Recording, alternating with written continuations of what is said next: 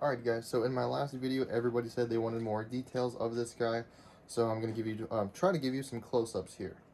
So I know everybody wanted to see the eyeballs. So these just move, you can rotate them around, you just slide them around with your finger. That's pretty straightforward. Now as far as the head rotation, I believe he's on a ball joint. So he has downward motion, can tilt sideways.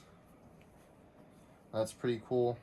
And obviously the neck is a little bit different than the Tiffany doll, so he does have a little bit different range of motion, but it is very cool. Try and get you guys some close-ups of the mouth here.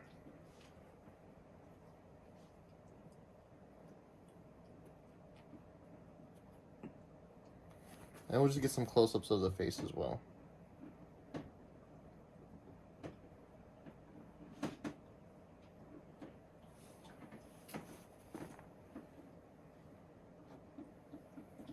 And one thing I did not know when I was filming this video earlier, this is actually pretty cool. He's got this scar, and if you can see, it's on a plastic piece.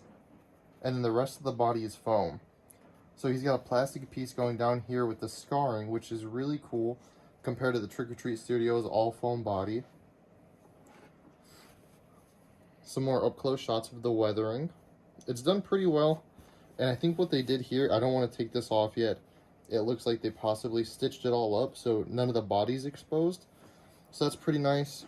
You have a cut down here as well. On the cuff, this cuff,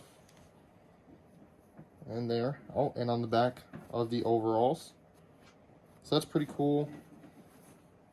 Some damage on the sleeve here. And then this, I really like how they did this damage compared to the Trick or Treat Studios. It doesn't look like it was just cut. It actually looks like real damage, wear and tear. But I also like about this doll, I know the Trick or Treat Studios, you have to remove the head on the Ultimate Chucky. Whereas this one, I like that you can just go ahead and move the eyes. Now, sometimes it is hard to get them centered perfectly, but it's just a little messing around to get them perfect. And as far as posability, he is the foam body, so he's able to pose. And I believe there's like a skeleton in there as well. So you can move him all around. Same thing in the legs there. And he is very sturdy. So if you stand him up, obviously I have him bent his leg a little too far. But, for the most part, he stands up pretty well. It's just a matter of getting his feet centered right. Now, all in all, I think this doll turned out pretty great. As far as, people are saying about the paint job, I think Neca really knocked it out of the park with this. The flesh tone on the face is just way, way better than Trick or Treat Studios. As far as the details, I know some people have their concerns, but in hand, pictures doesn't do this guy justice. You really have to see him in hand to really appreciate him. And if there's anything else you guys would like to see closer, just let me know. And that's all.